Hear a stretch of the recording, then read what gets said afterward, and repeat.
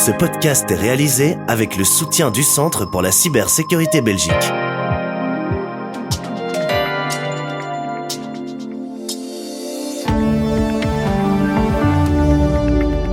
Voici Z sur 7, votre podcast quotidien. Nous sommes aujourd'hui mercredi le 6 novembre. Votre podcast du jour est animé par Jean-Pascal Ledoux. Bonjour à toutes et tous. Aujourd'hui dans votre nouvel épisode, la FSMA met en garde face aux fraudes dans le secteur de l'investissement. Ces escrocs vont avoir recours au nom de grandes banques belges. Teddy entend faire de l'ombre aux magasins Action dans le domaine du hard discount. Mais c'est une hyper-efficacité calviniste à l'allemande ou comme les néerlandais. Dans la suite, la ferveur des Belges pour la frite ne faiblit pas. Avec l'expert boursier cap sur l'Amérique et l'élection présidentielle. Et pour compléter l'actualité, Peter de Keyser questionne les conséquences de l'élection sur les marchés européens. Z sur 7 à la une. La FSMA, l'autorité des services et marchés financiers, lance une alerte. Des escrocs allemands utilisent de grandes banques belges pour orchestrer une fraude à grande échelle dans le secteur des investissements. Les victimes, principalement des petits investisseurs allemands et suisses, sont trompés par ces individus qui se font passer pour des intermédiaires financiers.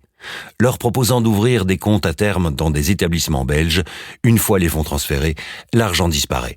Mathieu Saudoyer, porte-parole de la FSMA, met en garde. Ces escrocs vont avoir recours au nom de grandes banques belges, ce qui a pour effet évidemment de susciter la confiance des consommateurs qui vont ainsi pouvoir investir des montants parfois extrêmement importants. On parle de 85 millions d'euros au total qui ont été investis dans ce type d'offres.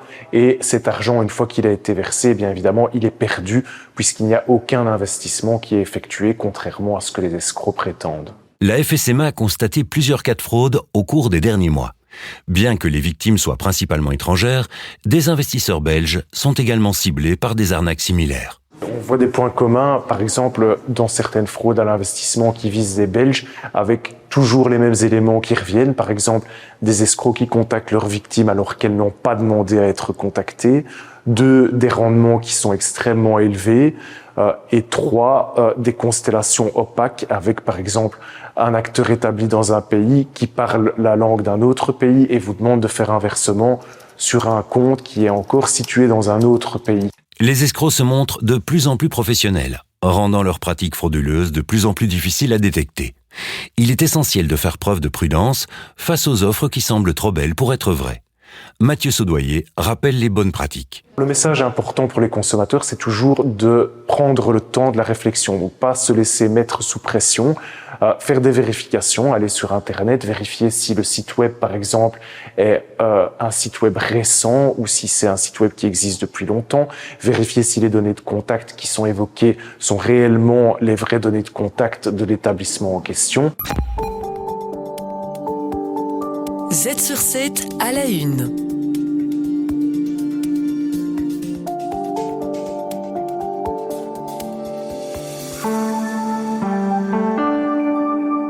Le marché wallon se montre favorable au modèle ultra low cost et la chaîne allemande Teddy entend en profiter. Le groupe prévoit l'ouverture d'une dizaine de magasins en Wallonie dans les mois à venir. En misant sur des produits de décoration, cuisine et accessoires à prix très bas, Teddy se positionne comme concurrent direct d'Action. Pierre-Alexandre Billet est CEO de Gondola. Mais c'est une hyper-efficacité calviniste à l'allemande ou comme les néerlandais, puisque Action est un groupe néerlandais qui est excessivement performant sur ses achats, à la logistique, avec un nombre de personnes très limité au niveau des headquarters, avec une organisation et un focus du personnel poussé à son paroxysme et avec des produits qui sont très bon marché pour le consommateur. Les consommateurs wallons montrent un fort intérêt pour les produits à très bas prix, un engouement qui reflète une réalité économique parfois difficile pour une partie de la population. On remarque aujourd'hui une corrélation entre pouvoir d'achat et surtout envie de se faire plaisir à petit prix qu'on retrouve dans certaines régions qui sont plus sensibles en matière de pouvoir d'achat, entre autres en Wallonie. Ces enseignes présentent des coûts cachés. Elles créent peu de valeur ajoutée et génèrent très peu d'emplois.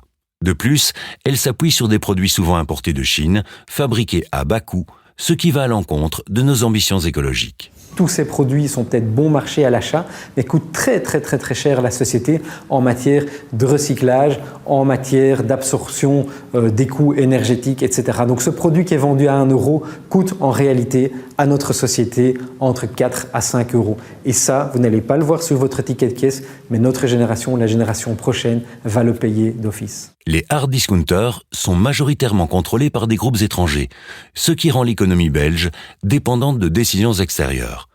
Gondola appelle l'Europe et la Belgique à adopter des mesures fortes pour protéger notre économie.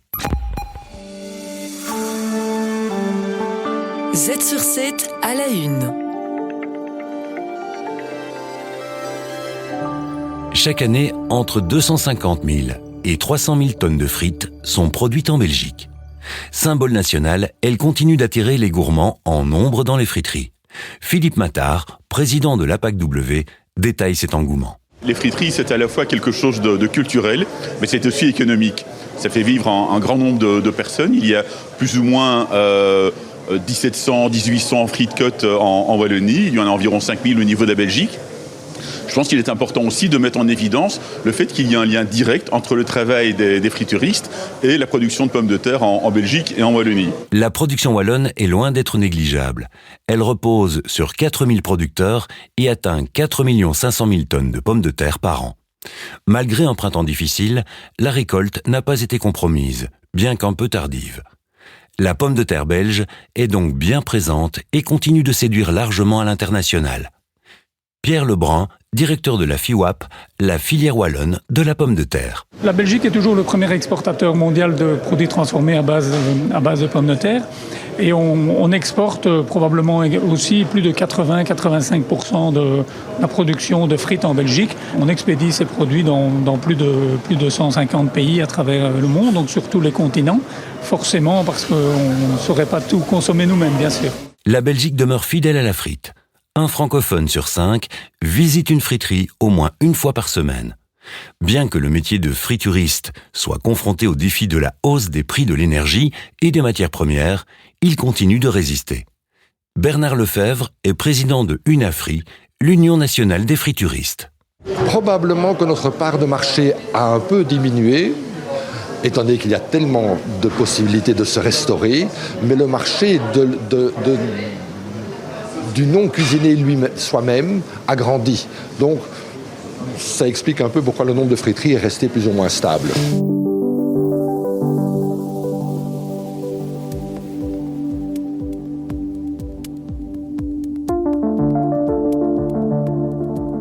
Z sur 7, le podcast quotidien de Trends Canal Z.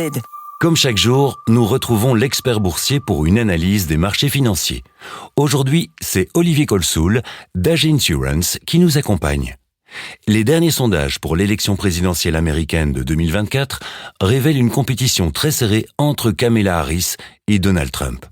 Ces dernières semaines, les investisseurs semblaient privilégier une victoire de l'ancien président, mais le vent pourrait être en train de tourner. Eh bien, en fait, oui, la surprise, elle est venue il y a quelques jours d'un sondage dans un petit État, l'État de l'Iowa, qui vote traditionnellement républicain, où d'ailleurs Donald Trump l'a emporté haut la main il y a 4 ans, mais qui placerait donc Kamala Harris en tête. Et il y a aussi tout dernièrement d'autres sondages qui montreraient qu'elle gagnerait ou elle grignoterait encore un petit peu de terrain. Ça a quand même eu aussi un impact sur certains sites de paris comme Predictit, qui annoncent que la probabilité de victoire de Donald Trump passerait de 60 à 50%, et donc l'incertitude est à son comble. Il est probable que les marchés réagissent en fonction des résultats.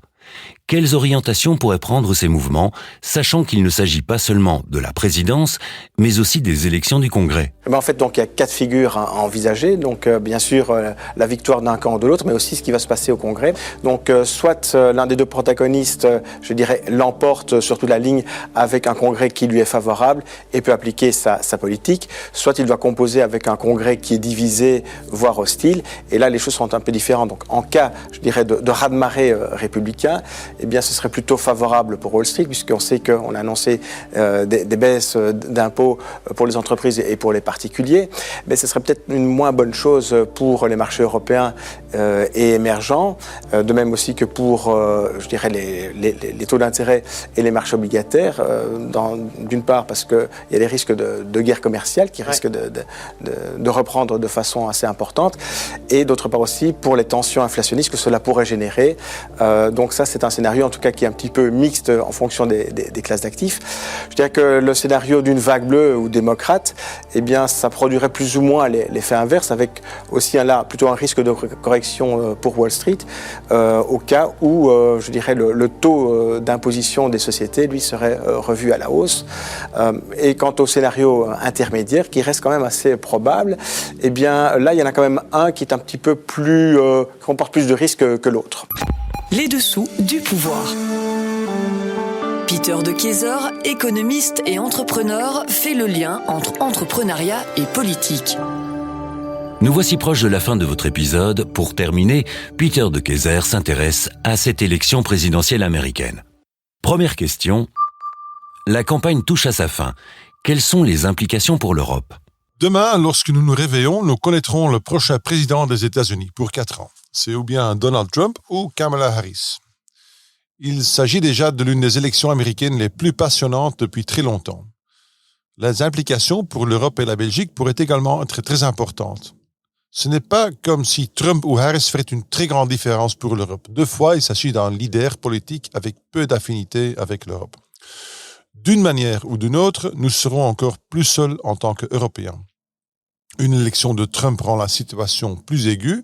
Une victoire de Harris ne signifie pas que nous pouvons nous reposer sur nos lauriers. Deuxième question. Quel est l'impact potentiel ? D'abord, l'impact économique. Une victoire de Donald Trump pourrait entraîner une augmentation des droits de douane, comme cela a été suggéré précédemment. Ça pourrait frapper l'économie européenne par des échanges commerciaux plus coûteux, surtout si l'Union européenne n'obtient pas d'exemption sur ses droits de douane. Deuxièmement, les relations politiques et militaires. Le précédent mandat de Trump a montré une approche différente envers des alliés et une coopération internationale. Ça pourrait créer des tensions au sein de l'OTAN et dans les relations bilatérales. L'Europe pourrait devoir se concentrer davantage sur l'autonomie en matière de défense et d'intérêt économique, comme l'ont suggéré certains analystes. Troisièmement, changement géopolitique. Une réélection de Trump pourrait mettre à rude épreuve les relations entre les États-Unis et la Chine. Ce faisant, l'Europe pourrait bientôt devoir choisir entre ou bien les États-Unis ou bien la Chine. En conséquence, l'Europe de nouveau doit commencer à développer ses propres capacités militaires et économiques. Et dernièrement, migration et politique intérieure. La politique intérieure européenne peut être affectée par une politique de Donald Trump. Une présence plus forte du populisme inspiré par Trump en Europe pourrait conduire à une plus grande polarisation et possiblement des changements ou resserrements dans les politiques de migration et d'asile. Troisième question. Comment trouvons-nous nos informations ? Quelle est la vérité ? Indépendamment de la question de savoir qui va gagner, cette élection a également mis en lumière une question importante. Lors de cette élection, les nouvelles sur les médias sociaux, en particulier X, ont pris de plus en plus d'importance. Le propriétaire de X est Elon Musk. C'est quelqu'un qui aujourd'hui est pleinement dans le camp de Donald Trump et qui fait activement campagne pour lui. Il est certain que cette campagne n'a pas seulement opposé Trump et Harris. Il y a eu également eu une bataille entre X d'une part et les médias traditionnels d'autre part. Qui est le plus objectif ? Qui détient la vérité ? Les journalistes sont-ils vraiment les gardiens de la vérité ou est-ce que ce sont les citoyens eux-mêmes ? La confiance dans les médias traditionnels ne cesse de diminuer, tandis que les sources d'information alternatives gagnent en importance et en notoriété. Ce débat va perdurer, quel que soit l'élu de demain. Allons-nous restreindre les médias sociaux, comme le font la Chine, la Russie ou la Turquie, ou est-ce qu'on resterons-nous attachés à la liberté d'expression ? Et la désinformation relève-t-elle de la liberté d'expression ? Et si ce n'est pas le cas, qui va déterminer ce qui est vrai et ce qui ne l'est pas ?